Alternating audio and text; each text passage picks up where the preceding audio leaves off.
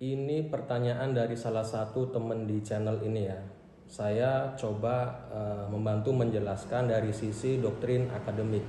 Pertanyaannya itu sederhana kelihatannya, yaitu apakah yang disebut dengan putusan ingkrah itu yang memiliki kekuatan hukum tetap itu cukup di satu tingkat pengadilan saja. Nah, seperti itu ya. Contohnya misalnya pengadilan negeri, apakah bisa ingkrah?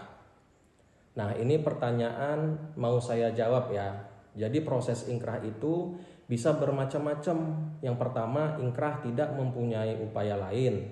Contohnya, ada putusan dari pengadilan negeri, terus pihak tertentu tidak melakukan upaya lain, maka itu disebut dengan ingkrah. Yang kedua, ingkrah bisa terjadi sudah melalui mekanisme yang ditentukan oleh undang-undang, yaitu adanya putusan pengadilan negeri diuji di pengadilan tinggi, baru diputuskan di pengadilan lebih tinggi lagi yang disebut dengan MA. Itu yang disebut dengan putusan yang bersifat ingkrah. Nah, pertanyaan berikutnya adalah apakah MA itu punya putusan bisa diuji lagi dengan putusan lain? Ya, tentu bisa. Apa itu? Itu yang disebut dengan PK atau peninjauan kembali. Namun PK dalam teorinya itu tidak menghalangi eksekusi karena PK itu merupakan upaya hukum istimewa. Nah, di dalam perkembangannya hukum itu kadang-kadang kita temukan ada perkara yang di PK terus ini jadi berhenti atau ditunda. Nah, itu menurut saya juga agak kesulitan ya menjelaskan doktrin itu. Doktrinnya itu ketika putusan dari MA sudah keluar, sudah memiliki kekuatan hukum tetap, itu bisa dieksekusi. Jadi pertanyaan dari teman tadi sudah terjawab ya. Jadi putusan ingkrah itu putusan yang memiliki kekuatan hukum tetap apabila tidak ada upaya lain. Apabila berhenti di PN, ingkrah dia. Apabila berhenti di PT, nggak ada upaya hukum lain, ya ingkrah dia.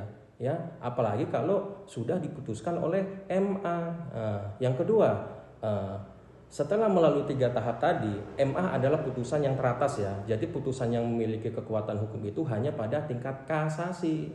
Selebihnya adalah upaya hukum istimewa. Karena PK itu sebenarnya tidak gampang untuk dinaikkan ke permukaan untuk diuji kembali ya, karena harus betul-betul dicek kembali apakah itu merupakan novum baru atau bukti baru, dan atau juga ada khilafan hakim. Nah, ini dinilai setelah ada putusan yang punya batas waktu tidak melebihi 6 bulan setelah putusan dijatuhkan.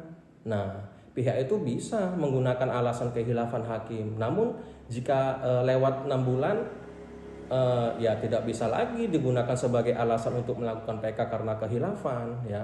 Harus apa? Ya harus pakai novum baru.